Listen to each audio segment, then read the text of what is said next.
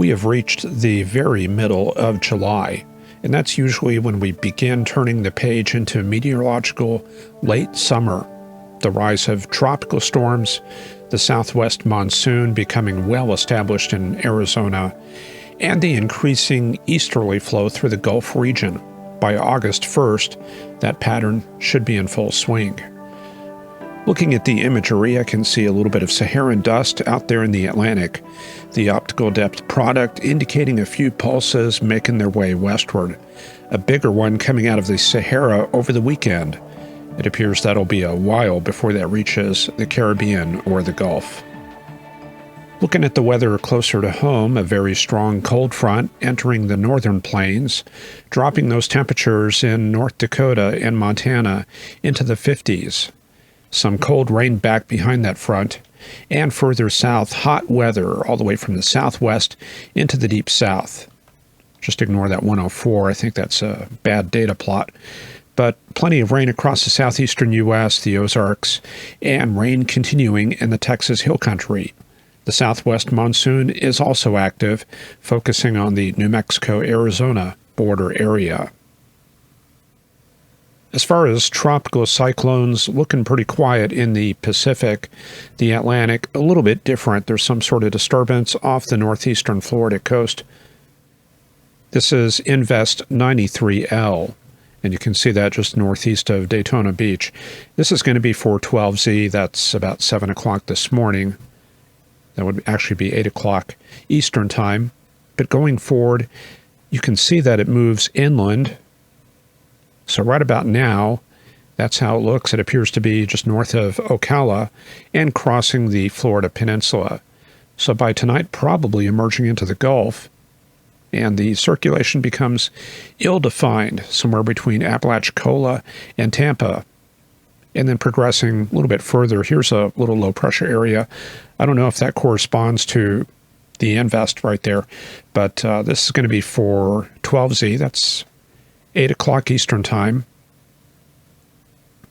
And gradually this vaguely defined cyclonic circulation moves into the central Gulf. And there's an outside chance of deepening of that circulation somewhere along the coast, but the model not really going for anything definite. Let's look at the pressure field. So here's a different perspective. This is the 12-kilometer NAM model. So starting out early this afternoon, crossing onshore, and moving across the Florida Peninsula during the afternoon. By this evening and tonight, around Tallahassee, and then for tomorrow, shifting into the Pensacola area, becoming very poorly defined, but it seems like it's somewhere right in there. And then by afternoon and evening, maybe right in here around Gulfport, and pretty much drifting right there into the New Orleans area for Thursday. And we'll see an increase in shower and storm activity in that part of the country. Across the Northeast today, upper 80s and a few 90s. Those 90s around Syracuse, Burlington, and Concord, New Hampshire. We have heat advisories across the Boston forecast region, the upper Hudson Valley in New York, many of the larger cities in upstate New York, Albany, Binghamton, Syracuse, Rochester, Watertown. Those run today and tomorrow and into Thursday for the Boston area. Heat indexes could be up near 100. Further south into Virginia, numerous showers and storms. We have a flood watch extending from the south-central part of the state into the Chesapeake Bay area. There could be 2 to 3 inches of rainfall on top of 2 to 4 inches from previous storms, so a lot of saturated ground through there. In the Midwest, dealing with a lot of heat there as well, temperatures around 90 just about everywhere, but a cold front up to the north. Some large thunderstorms out just north of Marquette, up through Ontonagon and back towards Duluth. There is a severe thunderstorm watch for that area for this evening. Looking at the weather across the southeast, a well-defined tropical disturbance moving inland. I did look at the NHC site, and they don't have that named at this time. So that is going to continue moving westward. Also moving westward, a band of heat up to 97 from Hattiesburg to Columbus, and over the next few days that will gradually ease into Arkansas and Oklahoma. We do have flood watches across central Florida, including Tampa, Orlando, Daytona Beach, and Ocala. In the Florida Panhandle, a heat advisory for today, broken by this thunderstorm that went up. They were looking for heat indexes up to 108, and the entire lower Mississippi River Valley, a large heat advisory issued from New Orleans up to Memphis, Little Rock, and across into northwestern Alabama. That's for today and tomorrow. Heat indexes will be up to 110. And I should mention further south, there is a flood watch for all of the New Orleans, Baton Rouge area Wednesday, Thursday, Friday, as that disturbance approaches from the east. 3 to 6 inch rainfall totals are possible, with some isolated amounts up to 10 inches. And then checking out the southern plains, it is a typical July pattern without the big heat dome like we see on some years. We do have a corridor of moisture coming up from the Gulf and from northeast Mexico, producing some more showers and storms across the hill country. The hill country is under a flood watch again today that extends into the Del Rio area. Some storms will produce 3 inches of rain. For the rest of the southern U.S., it is warm with upper 80s and low 90s. In the northern plains, it is a very dynamic weather pattern. We've got a Canadian front sinking southward, and with it the associated jet stream dynamics, because the polar front jet is always just behind those frontal boundaries. We do have some 90s from Yankton to Minneapolis this afternoon, helping to energize some of those storms just to the north. The Storm Prediction Center does have a enhanced risk. Let me just go ahead and show that to you. That's going to be for central Nebraska. So there it is, right ahead of these cells in southern South Dakota and near the Sandhills. The main hazard is going to be high winds and large hail, and an outside risk of an isolated tornado. Here's a look at the radar out of North Platte. There were a few tornado warnings earlier, one right here out around the Sandhills, and I saw another pop up close to, I don't know all those cities, Chamberlain. So let's take a look at this one. This was pretty well sampled by the radar. You can see the outflow right there, shows up very well, and that pretty much defines the inflow feeding into that storm. So that storm looks a little bit LP-ish. Let's take a look at the velocities. Again, this was earlier around 4:20 p.m. The velocities don't really look all that impressive, to be honest. At the higher tilts, a little bit stronger, but nothing all that great. The statement, however, this was for a weather spotter confirmed tornado. So definitely something on the ground that could have been more in the realm of a land spout, but I don't know. Weak mesocyclone, kind of right on the verge of a large land spout or a weak tornado. Anyway. And we have a flood watch for all of the western Lake Superior area, northwestern Wisconsin, Duluth, the Minnesota Arrowhead. 1 to 3 inches of rain are possible. Across the Central Plains and the Rockies, stormy over the higher terrain. Denver was looking for a high of 95, Grand Junction 100, and Salt Lake City also 100. Due to those very warm temperatures and strengthened bulk shears, we have a slight risk for northern Utah, basically in this area right there, clipping part of southwestern Wyoming. There could be some strong storms with damaging outflow wind. In the southwestern states, monsoon pattern underway, mostly for the higher terrain, and for southeastern Arizona, where we have a flood watch and a marginal risk of severe weather. We've eased off on the heat in the lower deserts, only up to 107 to 109 instead of 110s. A heat advisory is in effect for the southern San Joaquin Valley, including Bakersfield, Fresno, Merced, temperatures up to 103. And a heat advisory, let me redraw that. Yeah, that's going to be for north central Nevada. That excludes Reno. That's mostly for Elko, Fallon, Winnemucca. Temperatures up to 96 to 101. Red flag warnings across all of eastern Nevada and Utah, including Salt Lake City, the I-15 corridor, due to the potential for lightning-induced wildfires. And rounding out our picture there in the northwest, well, you can see the upslope flow and that cold polar air banking up against the Bitterroots. We did have wind advisories out in that area around Kalispell earlier this afternoon for north winds gusting to 45 miles an hour. Red flag warning through southeastern Idaho, including Idaho Falls and Pocatello, for lightning-induced wildfires. Further to the west, heat in Seattle and Portland. We were looking for mid-90s for tomorrow around Seattle and near 100 at Portland. That heat advisory covers today and Wednesday, and then things should cool into the 80s by Thursday. Then we take a quick look out into the Pacific. A strong North Pacific high, 1038 millibars. That is very common for this time of year.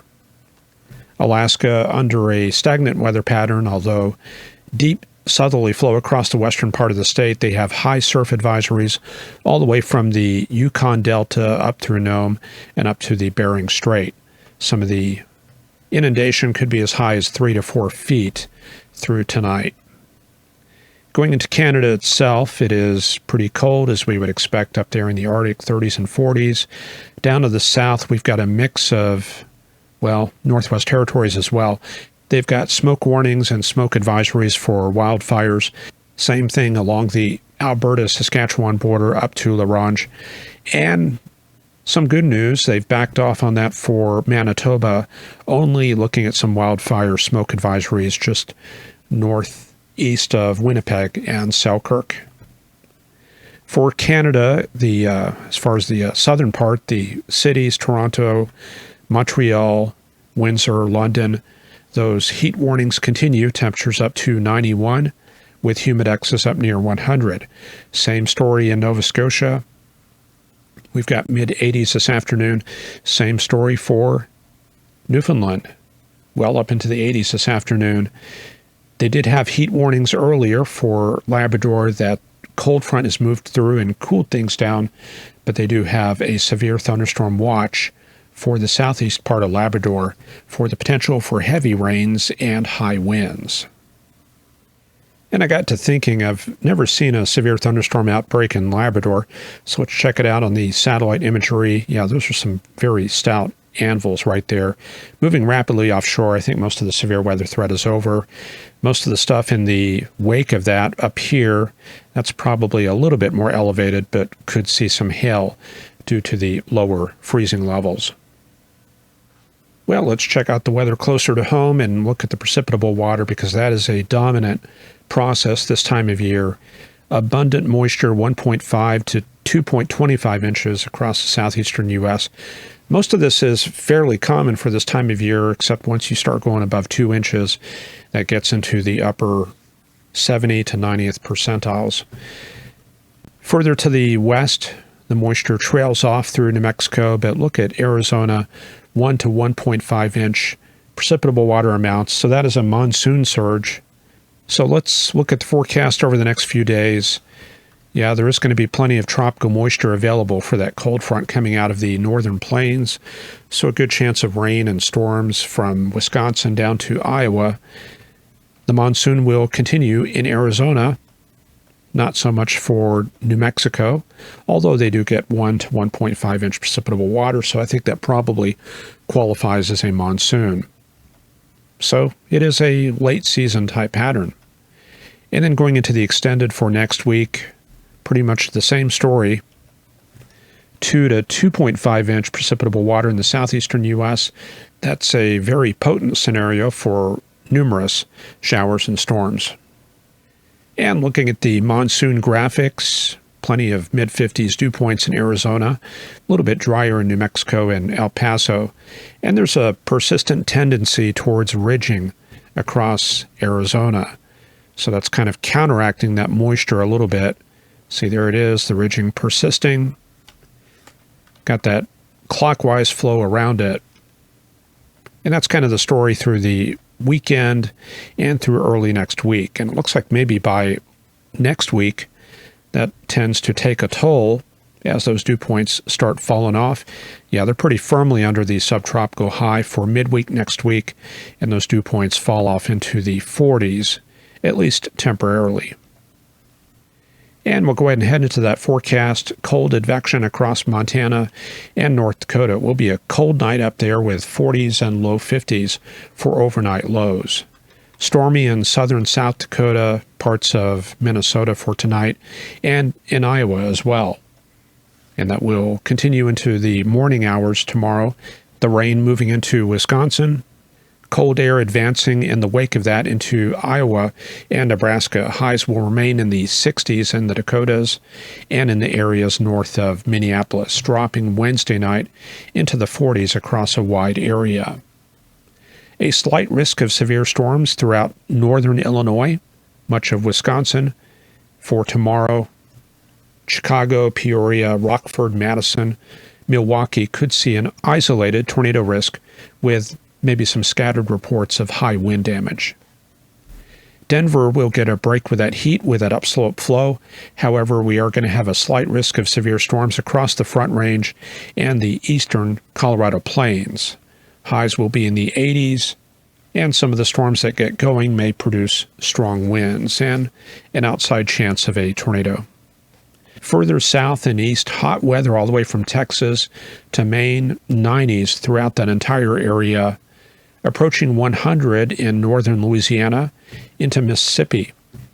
The southwestern deserts looking a little bit cooler, 103 for Phoenix. The heat wave peaks in Seattle and Portland, 92 for Seattle, 98 for Portland. Ironically, the interior, a little bit colder as heavily modified polar air works in across the passes.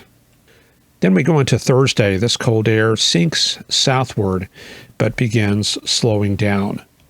Lots of air mass modification taking place up to the north, so those highs will rise into the 70s. A minor heat wave shifts into North Texas and Arkansas, highs in the upper 90s. And also hot throughout the northeastern U.S., New York City and Boston both looking for 90s. For Friday, cold air infiltrates New England, New York and Pennsylvania, highs in the 70s there, 80s building back into Nebraska and Kansas. For Saturday, lots of heat focusing on Oklahoma and Kansas, upper 90s from Wichita Falls to Salina. The southwestern deserts warm up to 110 again, and the heat continues in Kansas and Oklahoma through the rest of the weekend. And here's the extended. Pretty unsettled up to the north, more cold air coming down once again for midweek next week. And that's going to be the very last frame that I have. This cold front driving all the way down to Kentucky, Arkansas, and Oklahoma. Unseasonably strong for this polar air mass. I did want to take this opportunity to mention that we've got about 1,000 regular viewers, but only 100 are actively contributing on Patreon. That means about 900 are not contributing anything. We do need that support, as this program takes a lot of time and effort to prepare. It is a one-man program, and growing that support, that's the only way we're going to be able to add more episodes to the calendar each week and add more features. Otherwise, I have to spend my available time on other projects. There are channels out there that are full of hype and pull in magnitudes more viewers. Is that what you want to see on YouTube? Or would you prefer to see the informative, detailed meteorological overviews that we have here, just the facts and with that educational slant? So if you're in a position where you can help out or at least spread the word on social media, it would be very much appreciated. All right, that concludes this episode. Have a great Tuesday night, and we'll see you back here on Friday. Bye-bye.